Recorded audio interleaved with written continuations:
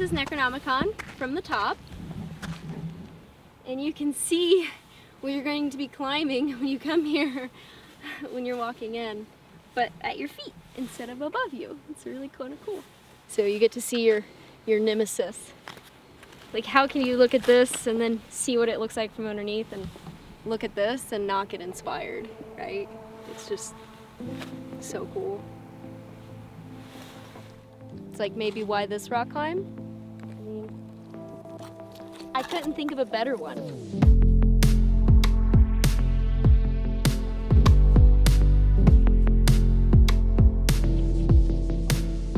I don't think of myself as this amazing crack climber. That's not what's important to me. What's important to me is trying my hardest and feeling free in that pursuit. She could probably go from being a completely normal, everyday, enthusiastic climber to someone who could probably start establishing or repeating some of the very hardest crack climbs in the Moab region.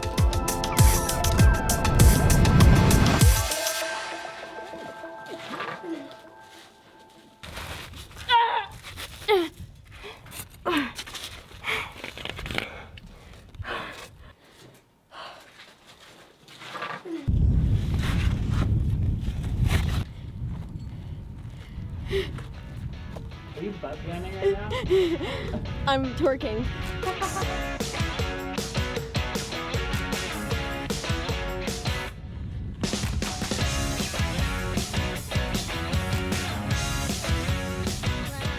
Yeah, that was miserable. That was just like unfun, I gotta say. Well, you did the first half. I chipped my tooth. Hurts. I'm just getting prettier and prettier every crack climb. My mom said, Mary, ladies don't talk like that. I said, we grew up in a trailer. Time to clean. Who wants to go get burritos?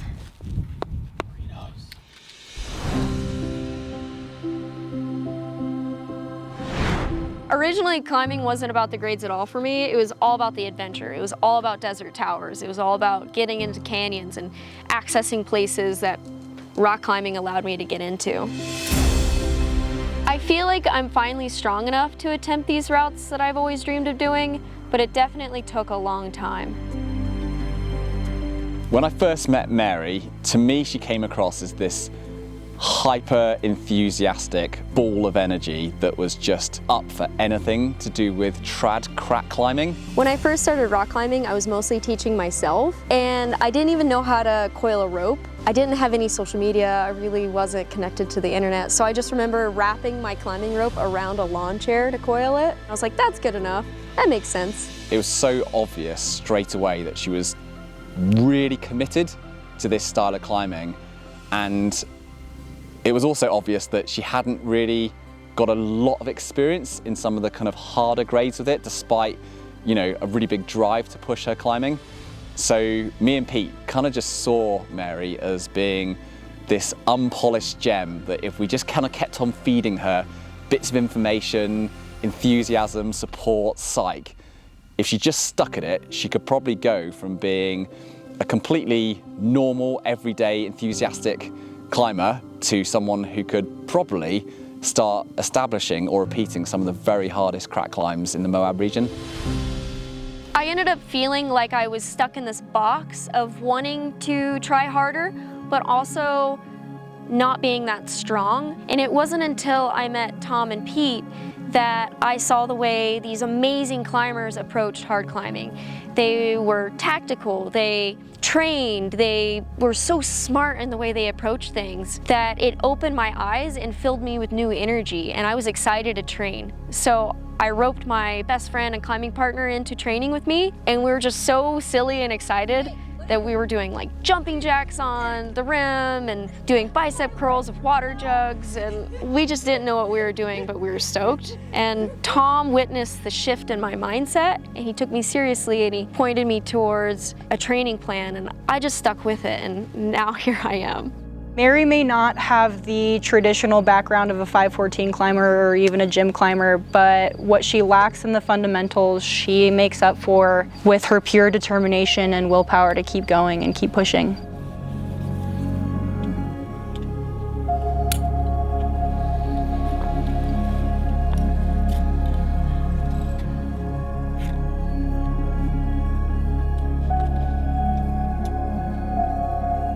While I love adventure climbing and exploring and having fun, I love the feeling of trying hard and the feeling of freedom that that gave me.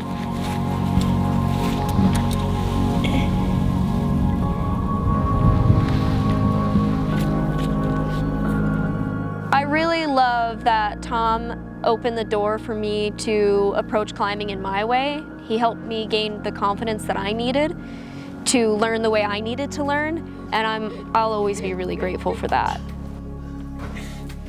I nearly worked. I just need slightly thinner gloves. She's become a much more varied climber. She's got way more skill sets, almost like, you know, arrows to add to the bow in terms of what she can do for any crack style. And initially, she could just do like a few very specific styles. And I thought, oh yeah, she's kind of got it dialed in that grade range. And she's really had to fill that out over the last few years. I think that's one of the biggest changes that I've seen in her, that for whatever amount people can say, oh, this person climbs this grade, I don't really see it as being entirely valid until you can do cracks across a whole number of different sizes. So you can kind of prove that you're an expert in all parts at any one grade, and then I think you're really established.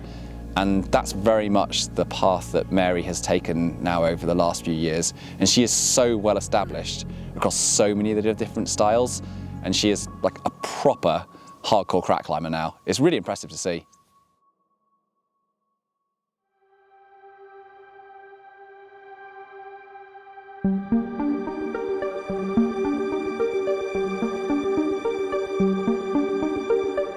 The White Rim is this amazing climbing area down in Canyonlands in Utah, and it's really defined by being the homeland of the world's biggest and best roof cracks. Necronomicon struck me as one of those really inspiring lines that I would just love to be able to climb one day. And I scrambled down over there and came and was standing on those blocks, and I got my first real look at it. And right here where I'm sitting, there was a herd of like 6 to 10 bighorn sheep. The route is actually closed for a few months because of the bighorn. And yeah, I was really excited. I saw that, I was like, wow. I mean, the roof is beautiful. The landscape is just mind-boggling. I'm a super nerd, so I love the animals, and so just like a big herd of bighorn right here, like it captured the warm fuzzies inside, you know? It was like, oh, that's really cool. This year I dedicated an entire month to trying Necronomicon, so we'll be out here camping in the wilderness, hopefully getting a red point. Mary has been my mentor ever since I started trad climbing.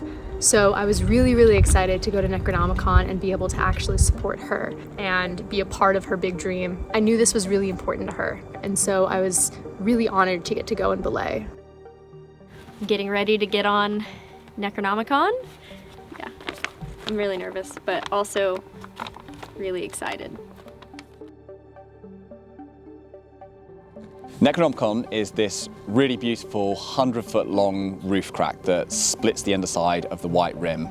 And it starts off as a fairly burly hands crack, sometimes a little wider than hands, and then gets to a 2/3 point where it really pinches right down to a thin hands or ring locking size crack, which is very cruxy, very sequency, powerful bit of climbing, just where you don't want it when you're the most tired. Right there, the crack pinches down to pretty thin. It's about a green Camelot size, so you can't fully get your hand to jam into it. If you kind of work it, hopefully it's just wide enough to get just past your knuckles in. The only thing that's holding you up is you pressing against either wall.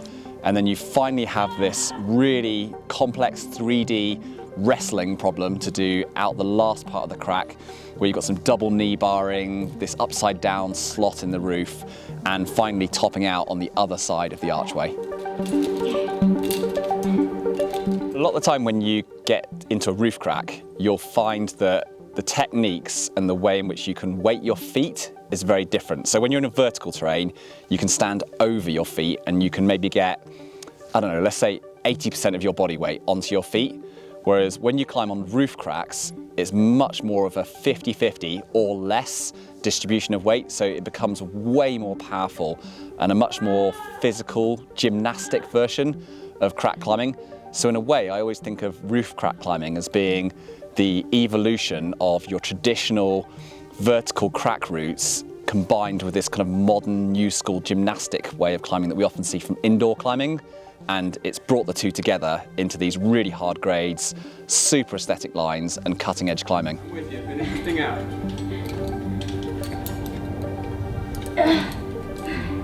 Take in. The first go went a lot better than I expected it to. I'm psyched. It's awkward. I forgot how awkward this thing was. It's very like, it's not parallel, it's offset. And then like inside the crack, it's like wonky.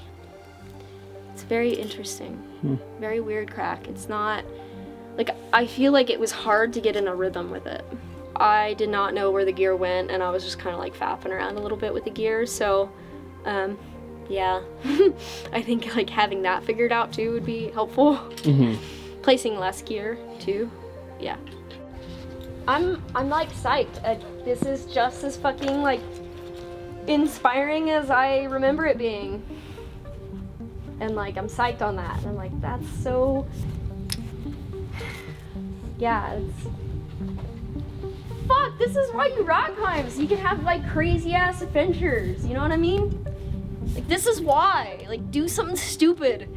Like, this is awesome. Like, this is such a radical freaking line and adventure and position, like, and nobody's out here. Necronomicon was first found and identified by the US climber Rob Pism, who has established quite a few things in the desert over the years, but he never actually got up the route. And eventually, it was a few years later that he gifted this route over to the French-Canadian climber, Pee-wee, who was a very, very experienced crack climber in the Moab and Indian Creek region and did a lot of the hard ascents in the area. And he eventually established it, put it all together on Pinkpoint first, and then established it replacing all the gear on lead. And that became Necronomicon as a first ascent. And myself and Pete were in the area at the time when he first established this. I think we were on the trip when we were trying Century Crack at the time. So it was this really early inspiration for us in this route. It wasn't until perhaps 7 or 8 years later that myself and Pete returned to the area after establishing a load more first ascents in the region. And we thought, oh, it'd be so cool to go back and try Necronomicon. We were not disappointed in any way. The route is so good. It's really aesthetic, very pure climbing, really powerful in the cruxt, a terrible size also in the cruxt. So demands a lot of technical ability to be able to get through that. And we eventually made a repeat for both of myself and Pete after a few days of trying the route on one of our desert trips when we were establishing some other first ascents. And for sure, it remains one of the best lines down on the White Rim. I went down to the White Rim with Mary to take photos of Pete and Tom. And I remember that's like when she had gotten like really psyched on the White Rim, because that shit's crazy. And we were entirely too stoked. She was entirely too stoked. Like, I was psyched on it, but like, she actually had potential to like do the thing. Yeah. Since its repeat by myself and Pete, this route has seen a whole number of attempts by a load of really strong guys in the crack climbing community and has not seen a further repeat. It's also not seen a first female ascent.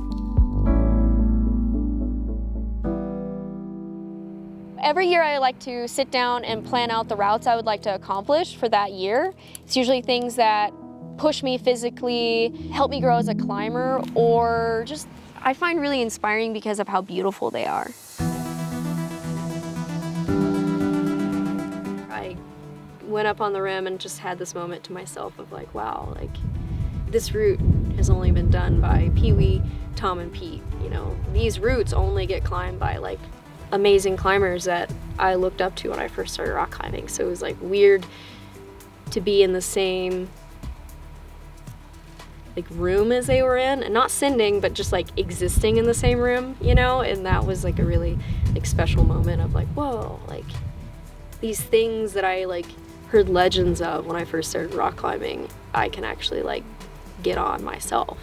And just like the landscape and the wildness and the movement, and it's just like the route and like the position it's in and the experience that it is the reason like I rock climb. And I think that was like why I got so psyched. On my next go, I need to pay attention to what hand I'm hanging on with and what hand I'm clipping with, because I need to be making sure to put most of the cams on that clipping side. So I'm not having to like hold in and reach across as much when it's time. So being more mindful, try to clip at the waist as much as possible. I might take some cams out today. Think so? Yeah.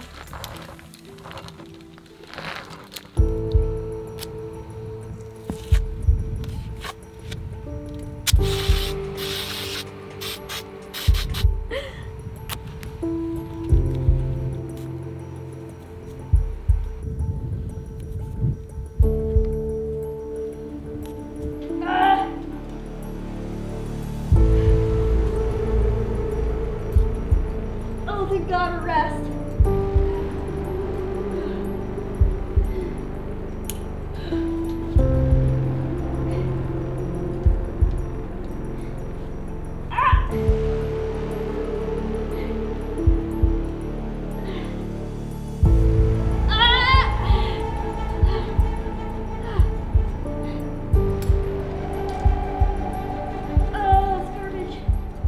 She would fly through the beginning, and then she'd get to the part where the crack pinches down and just fall. But every single time she would bounce back up the rope, reanalyze it, and try again.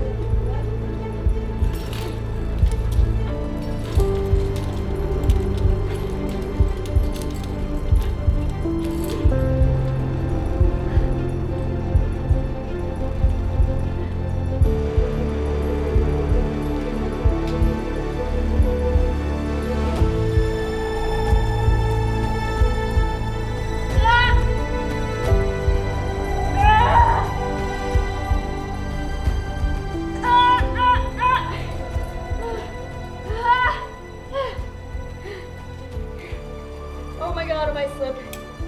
All right, I'm falling. Just dig in.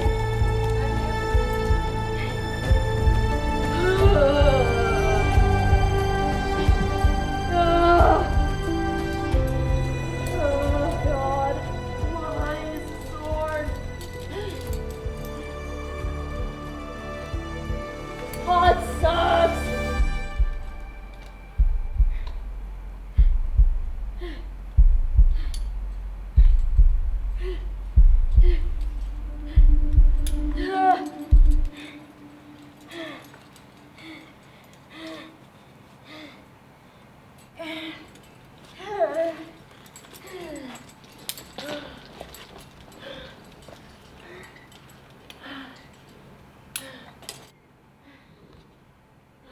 This thing is fucking hard. Ugh. This thing hurts physically. Ow. Oh my God. Why is that crux such a shitty size? You're going in like, you're trying to get your thumb in and you're just like, ugh. Like you're going in kind of like, Or like this. Like I'm going in like this a lot. And your feet don't really fit, but you're putting your toe in and you're like turning your knees so aggressively this way and your calf is like burning. My calves hurt so fucking bad.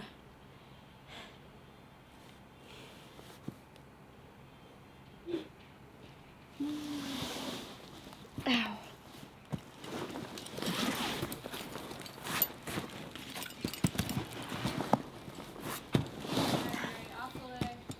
I'm off. Woo! All right, one day.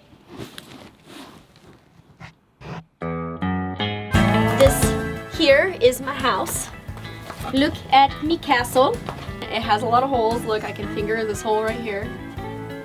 It's for the spider to get in, right? Yeah, so I do think there's probably spiders. Honestly, this is probably not keeping anything out. It's kind of scary if I think about it. Actually, I did find a spider while I was sleeping one time and then I squished it. I don't want to think about what kind it was. Wait, Mary, what's that? That's my poop bag. Why do you have to have a poop bag? Because we are backpacking, we are backcountry camping, and we are LMT, and we pack out our poop. We do not leave it out here. We use brown chalk. I put some tick marks and we'll scrub them off. Mary, what you got? It's poop. No, this is two people's poop. Yeah? Because, you know, we're cheap. It's hefty. It's got some weight to it. It's got some weight to it. It's got some girth. Why am I the poop carrier? It's really glorious trad climbing, you know? It's too late. I'm fine with carrying poop. Yeah, I feel good. Feel well rested. That's good. Yeah. Yeah, we'll see if I got it in me. Yeah.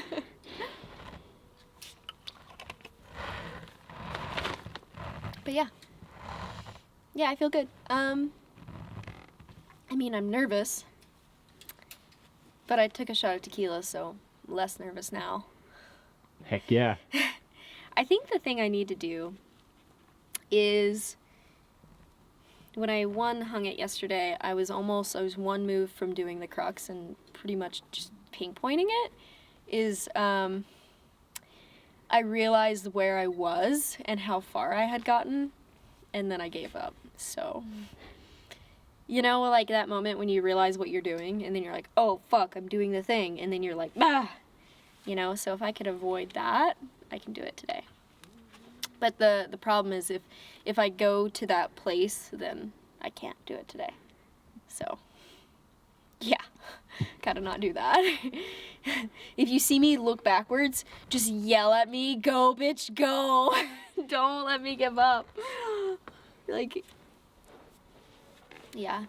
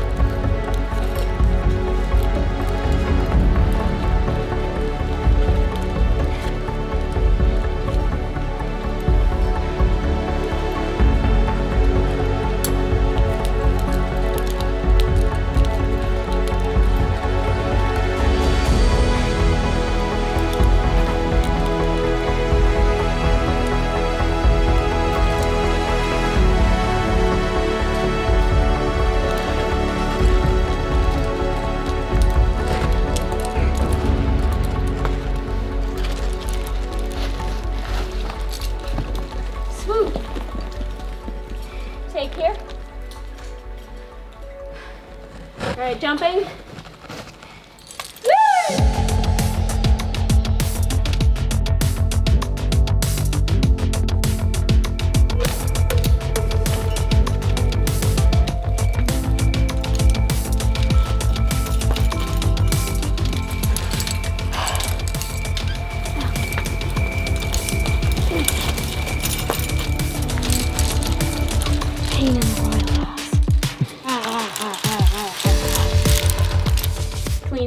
the worst.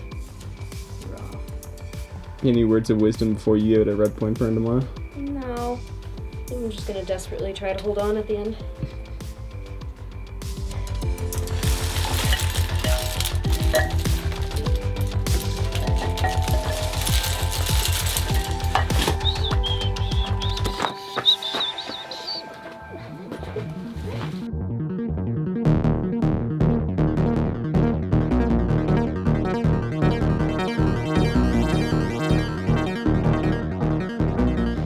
I feel like for this route, I'm trying to remember that at this point, since I've already done the Pinkpoint, I've already physically done the route. Like, it's done. If this was a sport climb, I'd already be done. But it's not. It's a trad climb. And that's the difference. You have to go a step beyond just climbing at your limit. You also have to faff with gear and just hold on for longer and be more technical, I guess. And so I would say at this point I've physically done the route. Now I have to mentally do the route. I put a lot of pressure on myself to Red Point Necronomicon. It was very overwhelming. It was so overwhelming that right before I got on lead for it, I just went up on the rim and had a total cry sesh. She called me crying, kind of freaking out about being able to make all these moves, but not actually being able to do the climb. And I think the idea of sending 514 was so overwhelming that that was what was holding her back, not that she couldn't do the moves. It was that she had this goal, this lifelong climbing goal that she was about to achieve, but was just, I don't know, maybe almost scared to achieve it and get past that. Well, I guess I was like crying because, I don't know, it's really,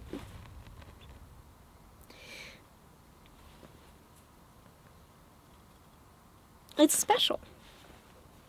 Yeah, it's special, and it's special to me, and it's intimidating, and I am not a hard climber. I've never really been like a very hard climber in my mind. I've always just been stubborn, and so, you know, yeah, just thinking about that makes me shake. It was really hard for me to like mentally break into my first 512. It took me a long time, and then it was mentally hard to break into my first 13, and you know, there's just like a lot of doubt when you're breaking into something that you've like told yourself you can't do. So you just kind of like gotta expunge it and be like, no, what are you telling yourself these things for? You've definitely worked hard enough, and you know, you want it. You're just lying to yourself with the fact that you're telling yourself you never were gonna be able to be here. Like, I never thought I'd be here. So I think that's what I was crying.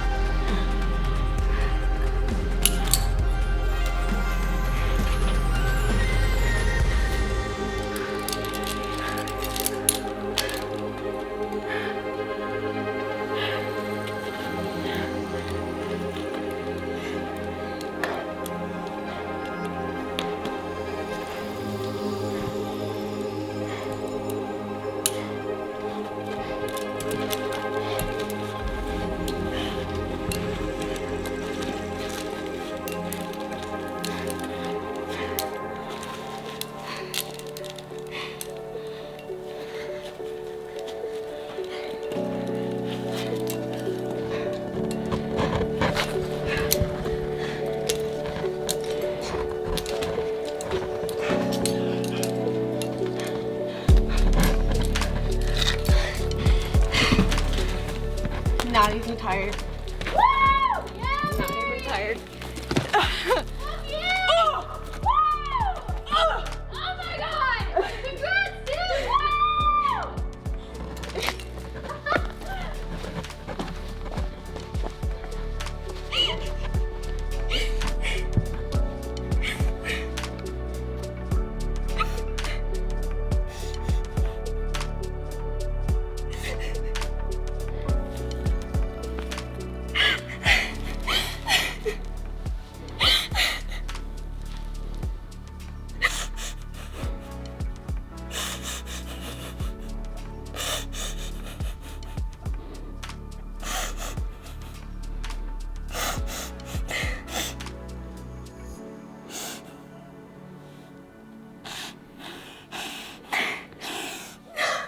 I said the stupidest phrase to get me through that in my head over and over again.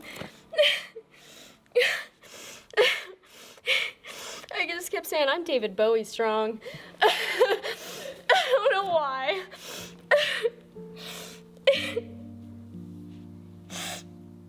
Congrats, Mary. Thanks.